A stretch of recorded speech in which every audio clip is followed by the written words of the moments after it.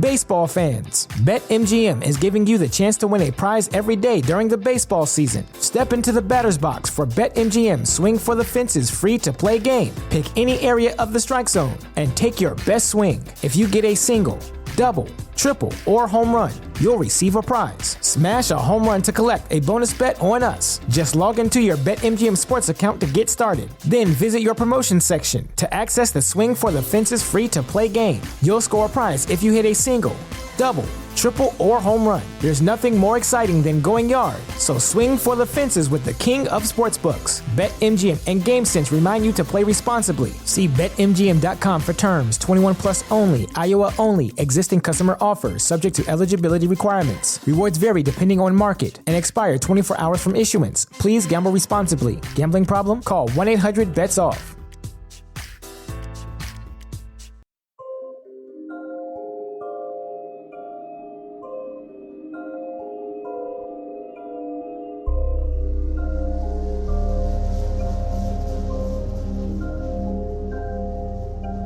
It's not every day you get to rewrite the story of human history.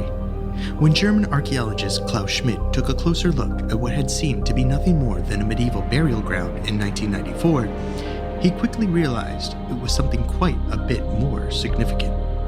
For more than a decade, Schmidt would work to bring to light the mysteries of this staggeringly important archaeological site.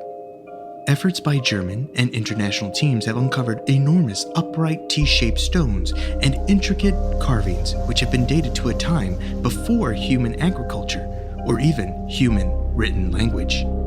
To this day, only an estimated 5% of the complex has been excavated, and much more of it lays underground, where it seems that the builders may have intentionally buried it for unknown reasons. What was the significance of these stones that would have taken 500 people to move? Was it a place of worship, a primitive observatory, or perhaps the site of the world's first death cult? This case file, the theorists take a Neolithic nosedive into the game-changing monuments of Göbekli Tepe.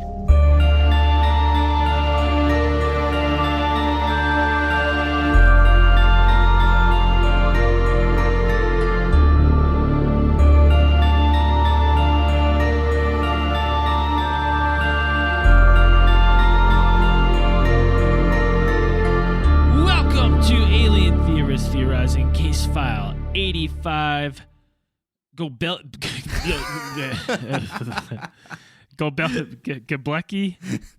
Tepe. Göbekli Tepe. Göbekli Tepe. Dan said. I'm Braden. Go back to your TP. I'm Zell. That's Dan. I'm Dan. Off to a good start as always. The weekend record. It's been a while. Yes. Yeah, this is me and Dan have pulled a double-header. We recorded ATT Confidential this morning, and now we're back at it 12 hours later. Hard at work. Conspiracy all day. Conspiracies never sleep, and neither do I. Space news! Got one thing. They were I think we talked about them overhauling the Falcon 9 and upgrading it to make the second stage reusable. They've scrapped those plans. They are accelerating the Falcon Heavy. Right. So they want to speed up work on that. So they've halted any upgrades to the Falcon 9 and are currently rushing through with some more big fucking rockets. The BFRs. Big fucking rockets. Mm-hmm. That's the technical classification, BFRs. Yeah, well, I think that's what they were thinking about when they named it that. 100%. Had to be. I don't really have anything else, really. I got something cool. It's more like Earth news. But Earth news! But because we're talking about Göbekli Tepe, and the most ancient site that we found so far, ancient temple, or whatever they think it is. We've talked about it before, about a possible comet that impacted Earth around 12,000 years ago. And that's like the theory of like Graham Hancock, and like it wiped out, it was like a global killer, pretty much. Caused like massive climate change and a huge ice age and all the shit. but they can never find a crater. So that, like, all the scholars are like, well, if there's no evidence, like, it's not a good, like, it's not sound. Kurt Kajar, I don't know how you spell that or say that. It's a weird last name. But 2 years ago, he was flying in a helicopter over Greenland, and he noticed like a weird. It looked like the ice was receding, like the ice field was receding or traveling into the ocean at a weird angle. It was kind of like going like on a circle. And he's like, usually it would just flow straight down the hill. So pretty much, he's been on the train like trying to prove this theory of a comet impact. And an article from November 14th is pretty much saying that all the evidence is lining up, and this Hiawatha crater in northern Greenland is about 31 kilometers wide, big enough to swallow Washington, D.C., and would have probably caused like massive.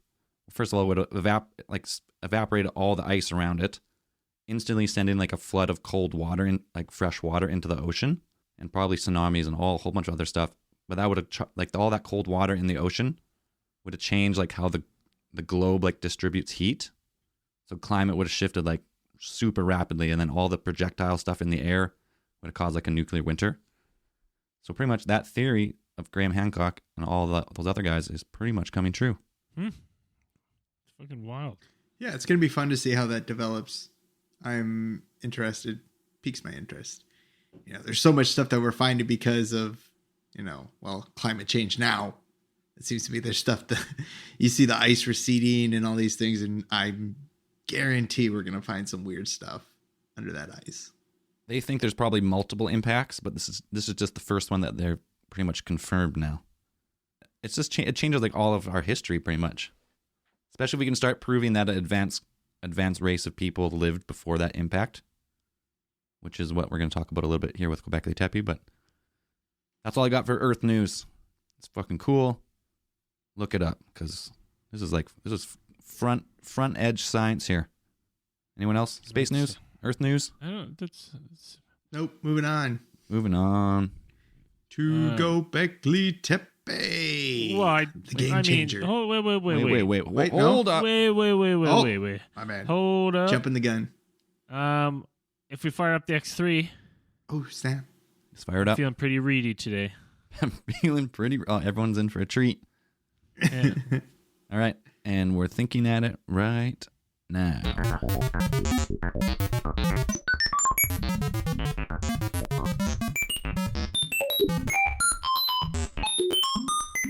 Ghost Story.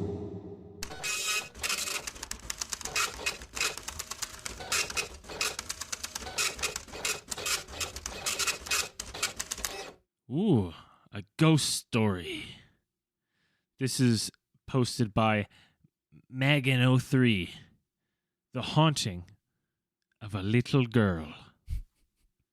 This story happened in 2008 in Colorado.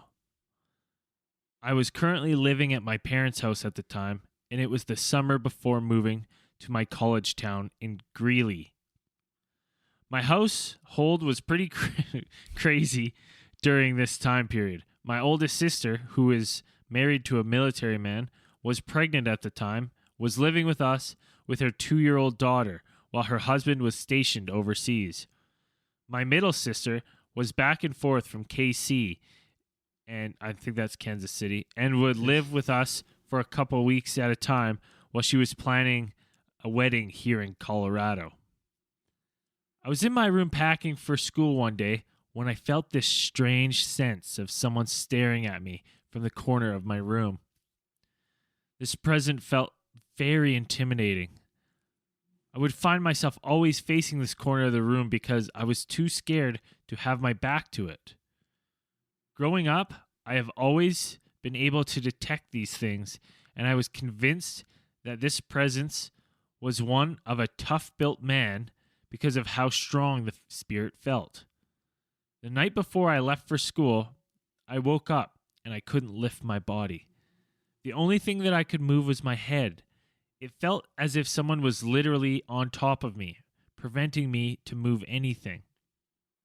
The next morning before leaving, I stepped into my mom's room to tell her that I thought something was in our house.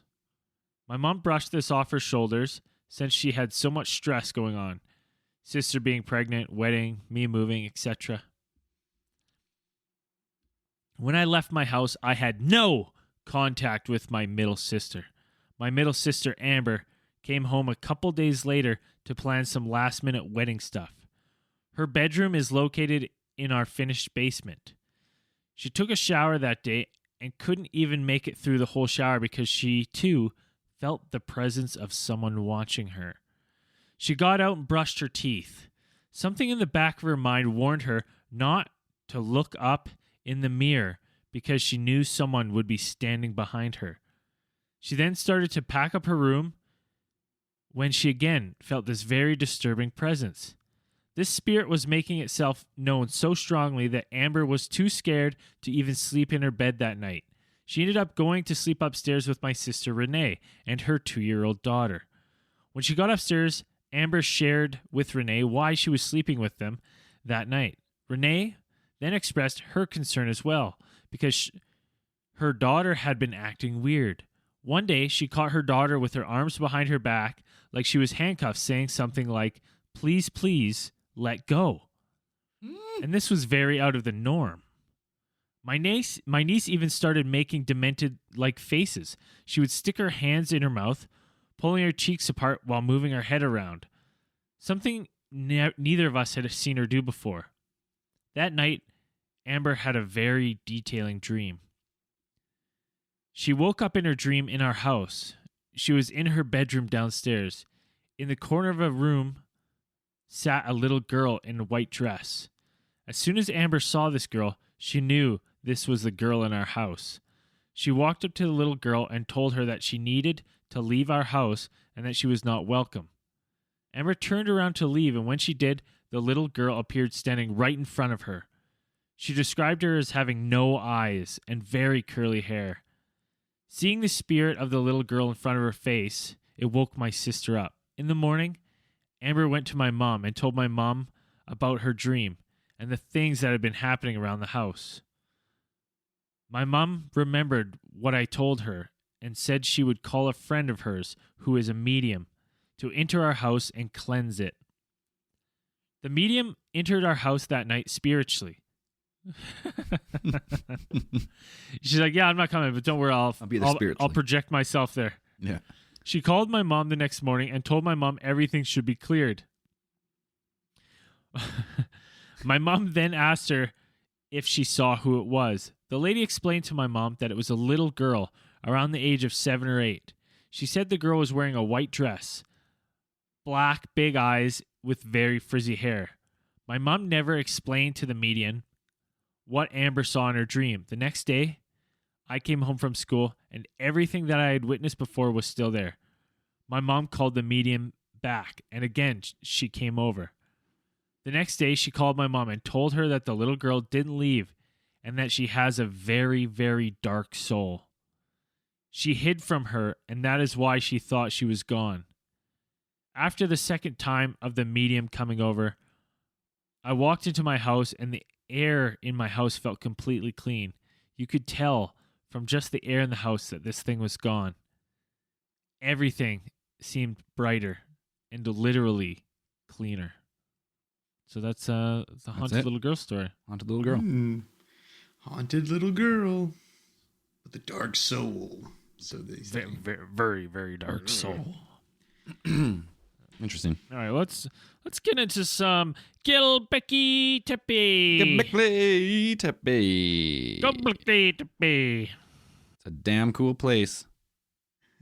Super cool. Göbekli Tepe, the game changer. It is. It is. There's no way that's its nickname. It is known as the game changer. That's what archaeologists call it, the game changer. Really? No. Oh, fuck. I was like, that's unreal. That's what we're calling it from now on.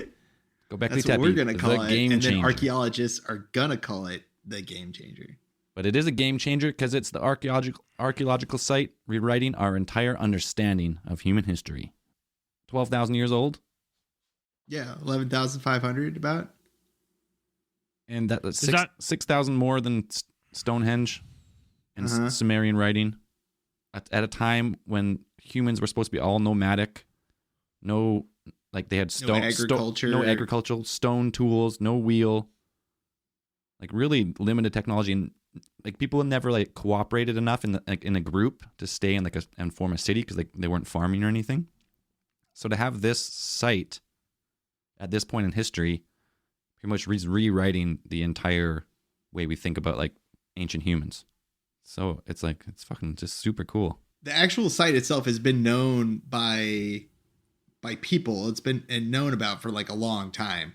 The people who lived around the area never really saw it as much. And archaeologists knew about the site, but they actually thought that it was a medieval cemetery. They thought it was just nothing really out of the ordinary, nothing really to look about. Until there was one German archaeologist, Klaus Schmidt, visited the site at one point in 1994, and he realized that there was more to it than it seemed. He's quoted as saying, "Within a minute of first seeing it, I knew I had two choices: go away and tell nobody, or spend the rest of my life working here." Boom, and he did. And he has so far, yeah. So since 1994, excavation has begun on Göbekli Tepe, the area. And Göbekli Tepe is not just one. It's almost like a city, really. The complex of what they believe now is some sort of temple of some kind, stretches from like the original site out into other things, and they keep finding more and more. Like once they excavate at one part, they realize that it's like it goes even deeper, and it seems that even that the complex that is above ground, there's more below it, and it had actually been backfilled, like it had been excavated. Then parts of the temple complex have been built, and then it was buried again. Yeah, like so whoever did this, that's the craziest part. They built it and covered it up, and and that's the only reason it's preserved so well, because they purposely backfilled whatever this is. And it's just like right now they have something like 20 of they're like stone circles is what this is, like stone megaliths, kind of like a Stonehenge kind of, with like weird. Yeah, you've got stones in there that weigh up to like 10 tons or even more than that. Yeah, 10, 20 tons easy, some of these stones, and they're up like 20, 25 foot stones, standing upright, and with there's carvings, but they're not. What's it called? It's like a carving, but it's not carved into the rock. It's carved it's like a away from the rock. Yeah, so they carved the rock around. Like they made that so that it would stand out from the rock rather than chiseling it in after, which I'm assuming would be way harder to do. It is, yeah, way fucking harder. Yeah, there's tons of carvings on them. They're representations of animals. They're what they believe to be stylized humans. These carvings, like if you go and look at these carvings, they are for a people that were nomadic and seem to have what you would consider now culture. These carvings are incredibly complex. Like when you're a nomad, I would assume you're doing some sort of type of like scrimshaw or something. Like you carve stuff from bones or carve stuff from wood, things like that, like small things, right? But yeah. Somebody, a nomadic people who were stopping here just on and off, and you took the time to carve complex images of like scorpions, vultures, different types of animals that were around the area at a time, and you stayed there long enough to be able to carve that out, and you took it, to do that. That's mind-blowing. It's so far removed from its time in our history that the theories are like they're boundless right now. Like who? Yeah, like, who there's no who writing. built this? This was before this was before recorded history, written recorded history. Exactly. So it's so advanced. Like it's for the time. This is unspeakable from what we know of human history. Göbekli Tepe, it's a game changer. 100%. Game changer. Case File 85, the game changer. Göbekli Tepe, the game changer. But to take a project of this size would take a lot of coordination, and in this case, if they had no technology, hundreds, if not thousands, of people to move these stones somehow and place them. Well, some of the like T-shaped pillars weigh around 60 tons. Yeah, and they think Even with our technology now, we'd have issues moving them. They estimated that 500 people may have managed to move and position the massive pillars. How the fuck do you get 500 people together back then, though? I don't know. That is the weirdest That's thing. the Like, weirdest how do you thing. get 500 people together? And when you have a tribe, maybe like 50, 60 people, maybe, you know? Some people have theorized that this area was of some sort of religious significance, and it was kind of like a meeting place for primitive humans to meet and, you know, refresh the gene pool. Bang, so to bang say. shack. Yeah, pretty much. So people were kind of saying that they would meet here to kind of like, you know, exchange goods or, you know, products, whatever they made, trade stories, things like that. But Throw up a 60-ton pillar. Yeah, just throw up a 60-ton pillar at some point. It's the fact. It's not the fact that, you know, people actually met there. We know that. It's like, why did they do this? Why would you have, if it were like 10 tribes of 50 people all come together and work to build this over a long period of time? This is not like something they put up within like 10, this would be like generations of people working on this, the complex of what is now like Göbekli Tepe, and they keep finding more every day.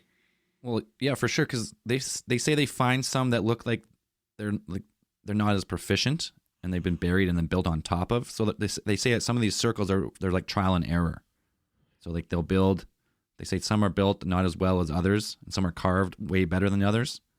So they say whatever this was, either the theories are whatever nomadic tribe. One of my theories is this was probably not built. This is the Graham Hancock theory, and those people is this was built by a prior advanced race before like the Great Deluge, like this comet that we talked about that struck Greenland and maybe other places and pretty much changed the whole climate. Because when you have stone, right? We talked about it before that you can't really. It's hard to date the stone unless there's organic material attached to the stone or around the stone. So they're dating it to 12,000 years by something like some type of mortar. Like a paint or a mortar that they found on some of the stones, and they date that to 12,000. But that doesn't mean that the stones were at the same time. So some theorists theorize that these nomadic people came back like 100 or 200 years after this great event and kind of like repopulate it. Same thing with like a lot of these ancient megalithic like sites. Yeah, and there's lots of stuff that they found besides just the stones that they've actually found in these archaeological dig sites. Some archaeologists have found evidence of skulls there, and what they kind of dubbed an early Neolithic skull cult that apparently they found the remains of skulls which had been carved. They found these skulls that are pieces of skulls that had deep incisions that were carved into the skulls using stone tools, and they made grooves in them that they say ran up from the forehead to the back of the head, and they theorized that they would take these skulls and they would hang them up around the temple complex. So whether those skulls were either venerated ancestors, like people who had died, and, you know, this is the patriarch or the matriarch of the family, and, you know, or they were enemies that had been dispatched, that's still up for debate. Right. So there's a lot of weird stuff that was going on here. They found at one of the temple sites, they found these massive stone jars, which were big enough to hold probably about 40 gallons of liquid. And there's no real way to be sure, but some archaeologists say that it may have held an early type of beer. Yeah, they have. You know, so this is the party spot. They say that they possibly did brew some type of beer there, which is we always thought it was. I think Samaria they thought was the earliest beer. Like wrong. 6,000 years before that, there's beer. People have been loving beer for at least 12,000 years. I'm drinking beer right now. You know, keeping the tradition alive. Keeping human tradition alive. Look, you can pull up. I don't even know. This is, again, they have one of those, it's the mystery of how they also got the rocks to Göbekli Tepe, because I'm reading that some of the rocks they figure would have to be transported in. Like some of these big T-pillars. Yeah, transported in, and also because Göbekli Tepe was like up on a hill, right? It's like 2,500 feet above sea level where this is, and some of the quarries and stuff weren't around there. Because I think they're like, some people say they're like at least 20 or 30 kilometers away. They had to transport some of these stones, so no stones but no wheels, so you can't not rolling it on logs. Yeah, it's like, how did they get them there? This would have taken a enormous amount of like what for them would have been state of the art, but for us is primitive technology. Like whether it was rolling them on logs, or building dirt ramps, inclined planes, or just weaving rope. Putting together rope to use to drag these stones and move them. Do they even have rope at this time? I don't know. I mean, you wouldn't be able to find it because, it's made of organic materials. Yeah, it's long gone. Obviously, it'd be pretty long gone. So it's like, how did they move these? You can't tell me just physical brute strength alone you would move these stones. Like, okay, no, you need a little tech for sure. Yeah. So Dan, let's go through this here for a second. So Zell, you're the leader of the nomads. You've rounded up in a time of great hostility between tribes and a real food survival instinct, food shortage. Yeah, you organized. Let's give you 500 people. You organized 500 people to go to the fucking desert and lug around these 60-ton rocks from somewhere. Then, as I'm carving an animal into mine, you go, no. I don't want you to carve in an animal. I want you to carve the rock away from the animal. I'm like, well, that's going to take twice as fucking long because I got to carve way more rock. And you're like, that's what I want. Get it done. Get it done. So then we do all of that. We set it all up. And then we're like, hey, Zell, we're done. And you go, all right, bury it. What's the bury it all? What's the point? Like you just look at his face like, all right, bury it. What? No, exactly. Like, I just don't get that. I'm like, it doesn't make any fucking sense. Well, first of all, the area that they built it in might today be a desert, but back then was not a desert. Like this was like Fertile Crescent area, and it had what most like archaeologists and paleontologists would say like an extraordinary amount of flora and fauna at the time. Like this was the area that was the birthplace of civilization, and they had theorized that because the theory is that because it was so abundant in natural resources, like you didn't have to move as much.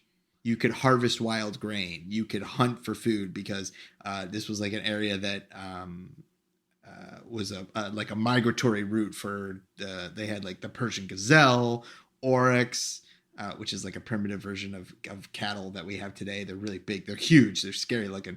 But deer, birds. So at the time, this would have been a very like a favorable place to live.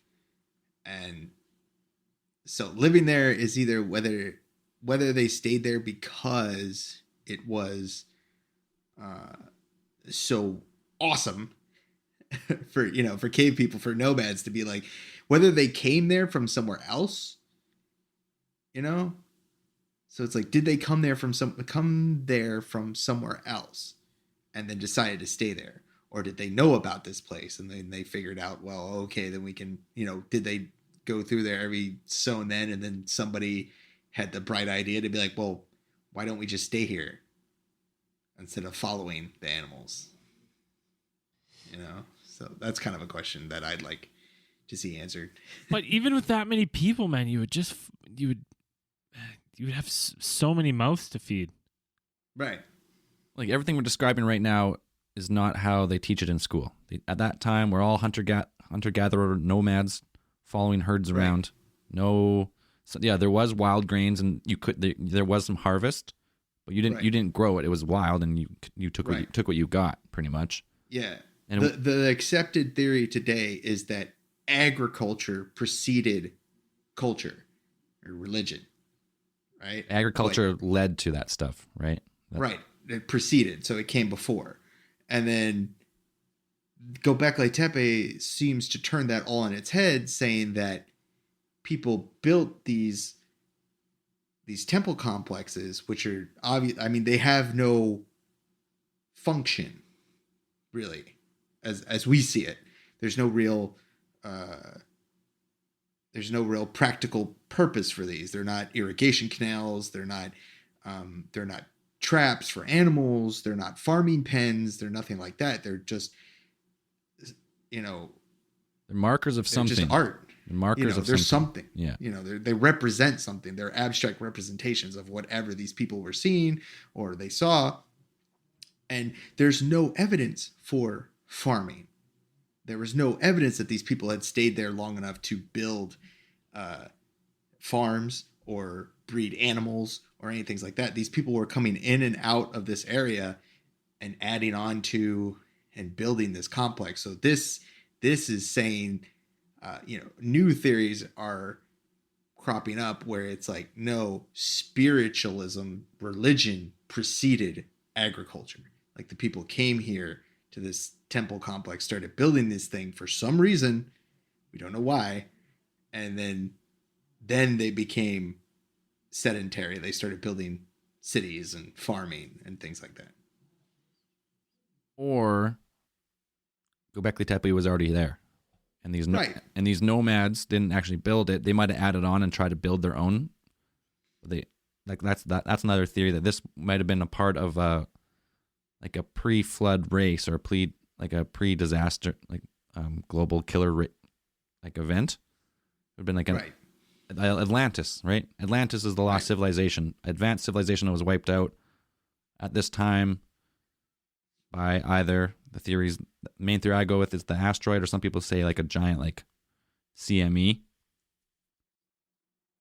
But it's a game changer.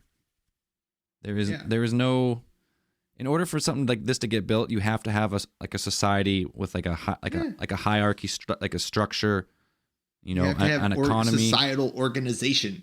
for sure, 100%. You can't just be a bunch of tribes roaming around chasing wildlife as they migrate. They were cavemen, like in every sense of the word. Like they were what we would think of as cavemen That's what we're taught at that point. at that time. There until about 6,000 years ago, we were just running around animal skins, hunting down four-legged creatures. Putting weird fucking stickmen on walls. Like these are intricate carvings, very difficult. Like that would have been very difficult to complete. And like the rocks are so fucking smooth. Like the ones with the I don't get it. No one gets it, Mind-boggling. and that's why it's so mind-boggling. Yeah, the art that they have there.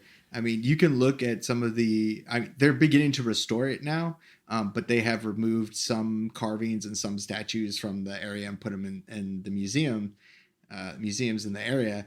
And like you look at these things and they're so abstract. Like they're like they have these what they think are either representations of people or perhaps like their deities, gods, whatever they saw them as. And like there's a quote saying that they have no eyes, no mouths, no faces, but they have arms and they have hands. They are makers.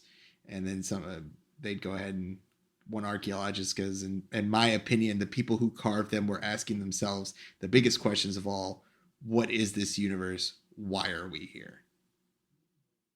Right. If you have, like, were people thinking about these questions? Because it's always the accepted theory is that when we settled down and we started farming, we had the time to, once we stopped moving and we didn't have to hunt every day, we didn't have to struggle for survival, you kind of had time to sit down and think. That's when we started asking the big questions. That's when that's when religion developed, but this goes before that and saying that, well, were we already thinking that? Was this already happening?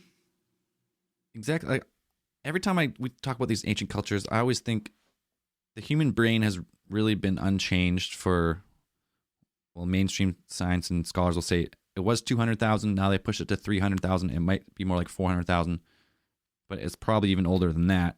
Like pretty much the same brain power. And we only have like a little snapshot of the last like really 6,000 years, and now Göbekli Tepe. So my theory is still that I think humans have like became civilized and intelligent and had great economies and built cities and great structures, and then been wiped out by events more than once. And then just this most recent one is the one that we can really that's as far as we can go back now. Yeah. I mean, I completely agree with that because, I mean, look at some of the what you would consider great civilizations of the world. You have the people who built places like Angkor Wat in Cambodia. You have the Aztecs, the Mayas. Like, these people built these incredible cities. They had advanced mathematics, and they had advanced knowledge of astronomy and engineering. And most of these ones, like even the Aztecs, at some point experienced like during their empire, or at least the Maya, like a lot of Aztecs got a lot of their stuff from the Mayans. And the Mayans, like their decline is attributed to something like a global drought. Right. So, and that was just maybe like not that many, a couple hundred years, maybe like 100 years. And if it takes that, and that set the Mayans back, like that's, stalled their growth as a civilization. Like these kinds of global events, like cataclysmic events, can set civilizations back. It sets the clock back. So what are we to say that if there was a civilization that is the human brain was what it is now, 300,000 years ago. Yeah. And then we were already building, like how far we've come in what, like 1,000 years? Well, you could even say the last 100 years, like we've become like a whole different species. Right. Well, just like 3,000 years, like recorded history starts like 3,000 years ago, right? Yeah. Right? Like 3,000 years ago is like how far we've come in from putting down the first written word to now. That's just 3,000 years. If we had the same brain power as to back, a global cataclysm could set a 3,000-year-old civilization back to the Stone Age, literally. That is a really good point. So now another theory is that these stone pillars are actually like an astronomical thing, kind of like the Mayans. They all like build their temples to align with stars at certain points in history. Right. So researchers they've been going around to some of these pillars, and they put in like a fancy computer program. I didn't understand exactly how they did it, but they pretty much are saying that at this time, these stones and the pillars are actually representing constellations, like Scorpion and like all these. Yeah. And they put a bowl similar to like all other cultures in astronomy. They're saying that some of these could have been that. So if that's the case, then this would have to have been a very advanced race to know that much about the stars. Right. Because they're saying they even knew about precession of the equinox, like the wobble of the Earth over time. Yeah. Humans have been stargazing for thousands of years, and we're pretty good at it. Like, we're pretty good at noticing the changes and recording and writing things down and recording the changes in the sky, which is nuts because, half the time I don't even know what day it is. Yeah. You go back like 1,000 years, they could probably look at the sun and tell you exactly what time it is, and what season it is and what month it is. Right. And half of, most of us here on Earth now, it's like you got to check your phone to know what time it is, what day it is. If I don't have my phone or my watch on, I'm fucked. Yeah, no phone. I don't remember anything. No one's numbers, like nothing. Like it's gone. So we're really good at noticing that kind of stuff. I mean, back then, that's your really only source of entertainment, I suppose. Like we have TVs and stuff now, but back then it's like you looked at the night sky to be like, this is entertainment. You get all the family together and be like, oh, let's watch Polaris move from there to there. Yeah, neat. Yeah, so if you had a society that was watching the stars for, let's say, like 1,000 years, you became like an advanced culture. You built this. Mm-hmm. Say now that asteroid hits or the comet hits Earth. That civilization's because this is pretty far, like it's away from Greenland, so it wouldn't have got hit by the blast probably, but it would have been affected by the climate change like globally.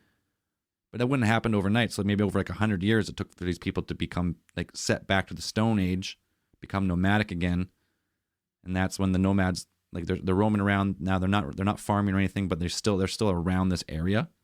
And they just keep treating this area, even though they probably don't even know what the stones are anymore. They just know it was built by like their predecessors. And then they kind of just like repaint the pillars at this time around 12,000 years. But because they say it's about 100 years after the impact is when it seems like that's the organic material they're finding at the site. So it's probably, if there's an advanced culture before Göbekli Tepe, or before like 12,000 years ago, it's just they're like, and they're it's the same people, just they've lost the knowledge, but they're still in the same place. That's kind of why I think about this place. Because it doesn't. Yeah, I mean, this could have been a place that they were building as a testament to their old civilization, or somehow record their knowledge and pass on their knowledge to people. Maybe they realized that this is the place that, when they got there, it was a fertile place. It was a place that had a lot of natural resources, and so you could stay there for a long time without having to move. So maybe this was like their effort to do something. But they buried it. Right, then you buried it. So that, but archaeologists have said that maybe like this was like a common practice. I think I'm pretty sure that some archaeologists said this common practice. Like you'd if you found this site and you were of that place, that the Middle East has a pretty fluid history. If these sites were deemed pagan at some point, they'd backfill them in. And anything that wasn't the accepted religion at the time, wasn't the major religion, was deemed heretical. So filling these things in would be like something that they would do. Well, no, then if they filled them in, because that means they would have to have been a different religion 12,000 years ago, because that's why this is dated to then, because it was backfilled at that time. They think it was backfilled the exact same time that they're dating the carbon on the stones. Right, but then I think that goes with your theory that they thought that was the best way to. They were burying a time capsule. Yeah. Okay. Yeah. Time capsule for sure. Because a lot of people's theories are these are astronomical markers. Some saying some of these stones are depicting. They actually depict the comet strike. So they're pretty much saying like whoever built this for the 100 years, in the 100 years decline after the impact or the event, whatever it was, they purposely backfilled this as a time capsule exactly. To like, if someone ever found it, they could dig it up and try and make sense of what it is. That's probably the biggest theory that's out there right now, because to be purposely backfilled like that. Other archaeologists have theorized that it is the Göbekli Tepe complex was built as a celebration of the birth of a new star. Like you were talking about, I don't know if they're the same scientists, but they might have been this other one. They might have been other scientists who are also studying the astronomical kind of alignment of Göbekli Tepe of the stones and how they align to certain celestial bodies at that time. I mean, they could do that now. That's a whole science now, archaeoastronomy. Yeah. Being able to project what the night sky looked like back, 100,000 years ago, 11,000 years ago. And what they have, at least one scientist has found that some of the stones seem to align themselves to Sirius, the dog star. And at that time, Sirius would have looked like the people, if they would have lived in that area, Sirius is like the fourth brightest object in the night sky, I think. I'm pretty sure fourth. And it's one of the brightest celestial bodies. So people would have noticed when it came up above the horizon, because at that time, because of the Earth's tilt and wobble and the way it rotates, you lived in an area, you would have never seen Sirius over the horizon. But at a point of about 11,000 years ago, Sirius came up above the horizon and started going up into the sky and getting brighter as it did. Right. So some archaeologists theorize that this is why they built it, and they say that some of the representations are of Sirius, or of the star. And the Sirius star and the Sirius systems also have weird connections to at least the Dogon tribe in Mali, Africa. They have, the Dogons kind of hold this thing. You see them on Ancient Aliens all the time, that they believe that aliens came from the Sirius star system. These kind of amphibious looking aliens came down and passed on all their knowledge, or passed on some of their knowledge of like stars and space travel and these things, like knowledge of the heavens and math, and they passed it on to the Dogon tribe. So some people are, and knowledge of the solar system, how it works. Right. So Sirius, the star, maybe you could draw a connection there, but it is they're not 100% sure, because they're still, like we've said, they're still trying to date exactly when the structure was built. Yeah. So they say it looks pretty good, but they're like, just, hold on, this is just a theory. we're still trying to test it out and still figure out if this is the real deal. So I'm going with that. That's another theory of Göbekli Tepe and a lot of other ancient sites, is that they were built or influenced or taught to build by an alien race that had come to this planet at some time. So, I mean, that theory takes hold, because if you go by our current timeline, humans, we couldn't have built this. Therefore, aliens. That's pretty much the theory there, right? If we couldn't have built it, it must have been someone else. Well, that's the ancient alien theories. It wasn't us, it was Aliens. But why would aliens build it out of stone? For me, I'd be like, why would you do that? That seems kind of silly. Well, if you were maybe they build from stone because they know it lasts forever, or not forever, quite forever, but much longer than any other building material. And if you're trying to build something, say this is built by aliens, and they built it just as a marker in time for whoever finds it, and they're like, okay, well, it has to last at least 20,000 years, and we'll bury it, and we'll mark it astronomically where we were. That's what all the pillars are. They backfilled it, and they left. But they don't leave any clues that was them, so it doesn't really help us, does it? No. If you guys built it, just fucking, put carve a If they had built something weirder, I would be on board with it. If we're like, we found a bunch of these like crystal slabs that we don't know what they are, and they don't scratch, or they don't seem to have any deterioration, or only a minimum amount of deterioration, and there's some sort of crystal lattice structure, molecular structure that looks like it holds information or something, if there's something like that, I'd be like, yes, cool, aliens.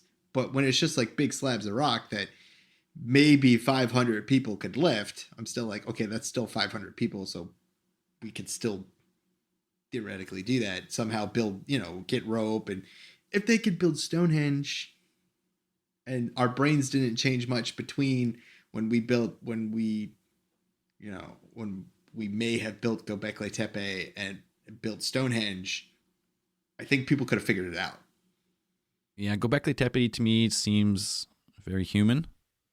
And the fact that it's not, there is some sites in the world that are like, holy fuck, like this is so precise, and there's no way you could carve granite stone like this. Like, okay, aliens probably. Sometimes some sort of technology, some type of powered energy technology is used and has to be used in something to drill through granite, or like some of these other like in Machu Picchu, those crazy retaining walls that are the same as Egypt, or in what's that place, Pumapunka? Oh, Pumapunku, yeah, like those type of with dovetail granite slab joints. Yeah, absolutely. Yeah, those are crazy. Laser precision cuttings. Yeah. And on those kind of things, I'm like, aliens, possible. On this one's the stones aren't precise enough. It just means this just means that humans became advanced to the point where they could work together and create giant like large scale construction projects. Yeah. At least 6,000 years, if not more, before we originally we think right now. Yeah. Which is crazy. Game changer. Yeah, super game changer. I think it's just I'm totally on board with the idea that humans were more advanced in the past than we give them credit for, because if it's just a little something like an extended drought or something that can set an entire civilization back, like the Mayans, like the people who lived in Angkor Wat, like you build these huge civilizations and you build these places. Maybe not at the time they're like, this is a great place to build stuff, but then you get a drought and you're like, oh no, we don't have any food. No water, no food. Oh no, disease, no water. And then your entire civilization crumbles just after 100-year drought, which, I mean, that's a long drought. And, Well, yeah, for sure. Because after, if you're advanced, you could probably deal with the drought, 4, 5, 6, 7 years. You'd find a way. But it would just continue and continue, and it could eventually just wear down the civilization. It'd eventually fail. Yeah. So I'm down with that maybe there was an advanced civilization in this place, and they had perhaps there was a global cataclysm. There was that, what there is now, the discovery that's developing in Greenland. If there was a global cataclysm that lined up with that, then you'd be like, yes, there was a civilization that was beginning or was advanced at that point, but then it had to fall back because you have to survive. And then it took another 6,000 years to get to Samaria.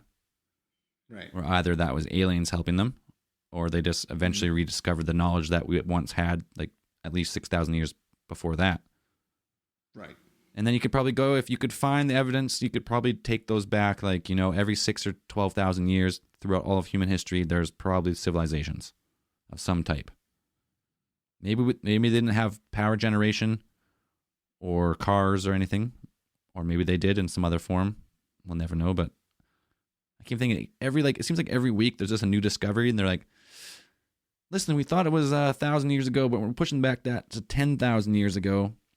Or it's like, we just did all this LiDAR detection in Guatemala, and we thought there was only 1 million mines there, but it turns out there's probably more like 10 or 12 million. There's exactly so wrong until it gets right, until it's proven so wrong. And they're like, yeah, okay, we messed that up. We tried. Whoopsies. Sorry, guys. Just order all new textbooks. Yep. Every 5 years, new textbooks. Boom, boom, boom. Get them out. Then charge your university students $600 a book. It's all a textbook scam is what it is, really. It probably has something to do with that, because it takes so long to go through the system. Global textbook scam. They know, next on ATT. They know it. Yeah, they know it's the material is wrong 5 years before. They're like, okay, you know what? Business plan in 5 years, we'll redo it. We'll do a new edition, and yes, we'll update all the stuff. But until then, that one's fine for now. No big deal. Yeah, textbook publishers know the true history of the world, and they're keeping it all secret and unveiling it piece by piece so they can keep selling for profit. Textbooks to history majors and universities, $100 textbooks, second edition, third edition. Fourth edition, now featuring Göbekli Tepe, the game changer. Just like human. Fifth edition, we spelt Göbekli differently than the last edition. We forgot one of those weird accents above the O on page 9. That's been fixed. Sixth edition. Yep, like we do, like humans do, exploiting the world for profit however we can. And history is probably no different in some regards. That's all I got for Göbekli Tepe. I've been reading about it lately, and it just seems like it's just such a crazy point in human history that's it's flipping the lid on the whole thing. Yeah, it's turning history on its head. The game changer. The game changer. Göbekli Tepe, the game changer. I hope people start calling it the game changer because it's really good. It is the game changer. You can I'm not gonna lie. I kind of forgot that we had said that we might do this one today, so I totally Jon Snowed. It's okay, we got lots of stuff, buddy. Nothing. He knows nothing. I know nothing. You could take this theory even farther. Some people claim because the Sphinx is way older than it's said to be, and they think the Sphinx is around the same age, and they think that it could have been a civilization that actually spanned the whole that whole region. And if they did backfill a bunch of different things, maybe we just haven't unearthed the next thing. No proof on that one yet. Oh, yeah. People are talking about it though, because obviously the Sphinx is now geologically proven to be way older than the pyramids, but in Egyptology, the Sphinx came after the Great Pyramids. So, You know, it'd be wild. We find like an ancient art. Someone digs up something in Canada or something, and they're like, "What? How is this even here?" That'd be wild. someone backfilled a pyramid or something. It looks like a mountain, but it's really just a super advanced old pyramid. Fucking northern Manitoba. Saskatchewan. They're all descendants of the first race. Anyways, let's get to- aliens first landed in Canada, and they did such a good job of covering their tracks. We just don't know. That's why you guys are so weird. There's no new 5-star reviews. So if you're listening to this, get on there, give us a 5-star review. What the shit? Oh, Help. super sad. I guess Our we're not reviews doing a have good enough job. petered out on Bummer. Apple iTunes. Review us on Facebook too, but it really helps if you go on iTunes and give us a review. You don't have to give us a 5-star review, but that really helps. On iTunes, I think Google gives us reviews too. They show up on Google too. Yeah, review us everywhere. Review us everywhere. Send us reviews. We like hearing about how good we are, Or bad. or bad. We value feedback. That's the important thing. We do value feedback. We don't read 1-star reviews on the air anymore, so don't think you're going to get free publicity if you do it. Yeah, 1-star reviews make us laugh. They make us laugh. Phil, do you have a prolapse of the week? Zell's prolapse of the week. This guy's a legend. This week it's going out to Josh Thorpe from Wild Rose Brewery in Calgary, Alberta, Canada. Earth. He sent us 30. Oh, it might have been more than 30. I didn't actually count exactly. Say Calgary, Canada, Earth. Yeah, Earth. Is there another Calgary, Canada, and Mars? You don't know. We Just don't know. You covering don't know, our Dan. bases? You've ever been to Mars? No. Could be a different solar Exactly. system. You know how many fucking stars are out there? Just to be sure. Just For like It's in like 200 years when this podcast is being played on like some type of interdimensional ship, make sure they know who Josh Thorpe was and where he came from. All right. When we go in the intergalactic archives. Yeah, exactly. We'll know exactly where it came from. That's why I put Earth on everything I do, just in case. Anyways, Josh Thorpe, prolapse of the week. Thank you for the beers. I'm crushing a high harvest right now, and they're actually delicious. Thanks, Josh.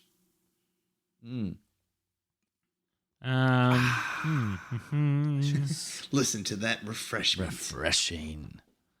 We got some new Patreon supporters. Ooh, do we? We're getting Well, closer that to we do. getting closer to our goal of if we get to 300 supporters, the show is going to take a huge leap forward. Yeah, dude. Huge leap forward. We're gonna try and do some live stuff, meaning live online streaming and live. Oh my god! Live in person. That's crazy. Power hours, wherever we can, if we can. If we get to 300, we are really going to consider. I probably quit my job, even though I don't work a lot right now anyway. But I'll fully go. I'll fully commit. I probably couldn't quit at 300, but Well, maybe that'll be one of the goals. 300. in Like the I future. won't really be able to quit financially, but I'll just quit anyway and just do it. Whatever.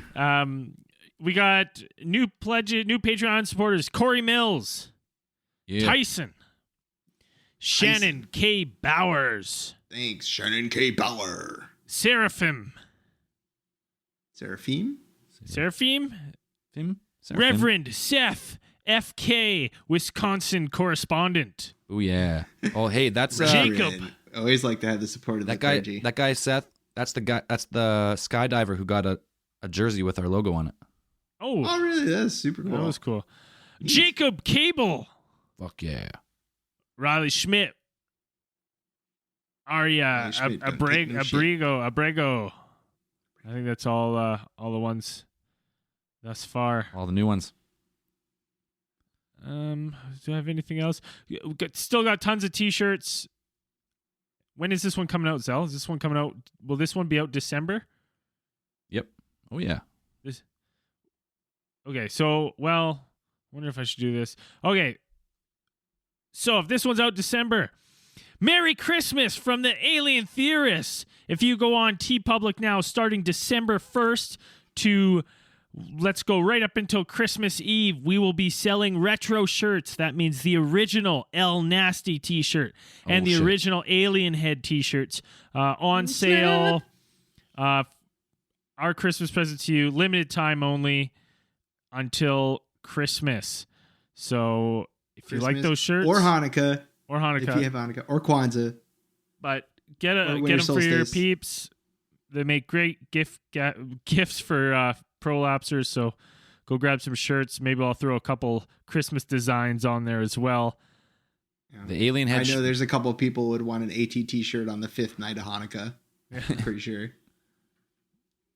Yeah, those Alien Head shirts have been requested a lot, and we said we were never going to do another run, but we're going to do a run every once in a while, just a quick one. Boom. If you get them, that's it. You're lucky. You're going to have 24 days. Edition. 24 days. I want to see. I'm gonna have to get one. Mine's getting pretty beat up there. I need one too. Mine got shredded. My color. So that's 3 right there. There's only so many left. You better get on it. Do we have any other news?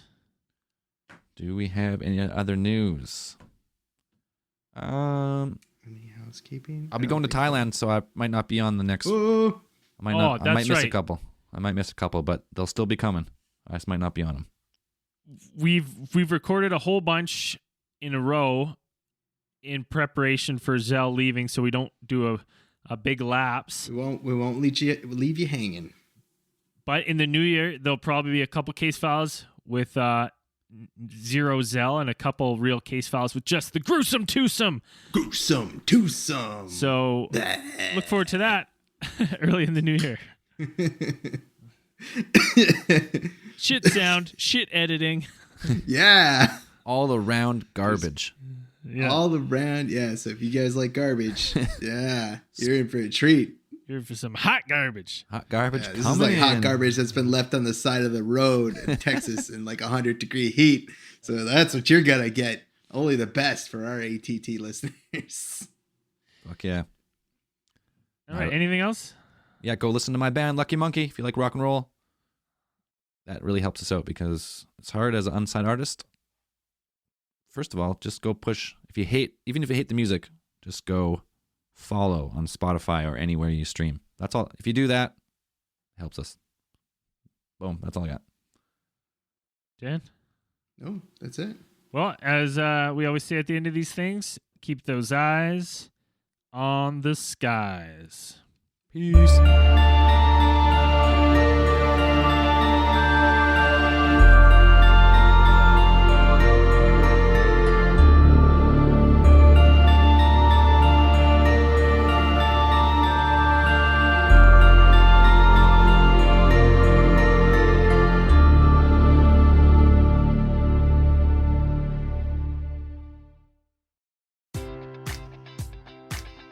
Baseball fans, BetMGM is giving you the chance to win a prize every day during the baseball season. Step into the batter's box for BetMGM Swing for the Fences free-to-play game. Pick any area of the strike zone and take your best swing. If you get a single, double, triple, or home run, you'll receive a prize. Smash a home run to collect a bonus bet on us. Just log into your BetMGM Sports account to get started. Then visit your promotions section to access the Swing for the Fences free-to-play game. You'll score a prize if you hit a single, double, triple, or home run. There's nothing more exciting than going yard, so swing for the fences with the king of sportsbooks. BetMGM and GameSense remind you to play responsibly. See BetMGM.com for terms. 21 plus only. Iowa only. Existing customer offers. Subject to eligibility requirements. Rewards vary depending on market and expire 24 hours from issuance. Please gamble responsibly. Gambling problem? Call 1-800-BETS-OFF.